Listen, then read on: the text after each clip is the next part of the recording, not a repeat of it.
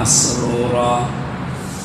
জীবনের দিকে তাকিয়ে, কাগজের দিকে তাকিয়ে পড়তে পড়তে যখন দেখবে যে সব আমার পক্ষের কথা, আমি জমি জায়গা ফাঁকি দেইনি, চেনা করিনি, ওই মানুষের অধিকার নষ্ট করিনি, দুনিয়ায় আরামে থাকার জন্য কোনো অবৈধ পথ আমি বেছে নেইনি, এগুলো পড়তে পড়তে ভালো লাগবে, তখন আনন্দে ছুটি যাবে তার পরিবারও লোকের কাছে। ওয়াম্মা মান উতিয়া কিতাবাহু বিশিমালিহি ফায়াকুলু ইয়া লাইতানি।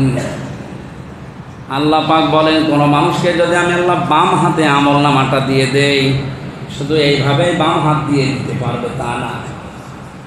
নবীজি বলেন, তাফসিরের ভেতরে পেয়েছি, পেছনের এই পিঠ থেকে বুক পর্যন্ত আল্লাহ ফাঁকা করে ফেলবে, হাতটা বুকের ভেতর দিয়ে ঢুকিয়ে পেছন দিক থেকে বের করে বলবে, এবারে কাগজটা নাও।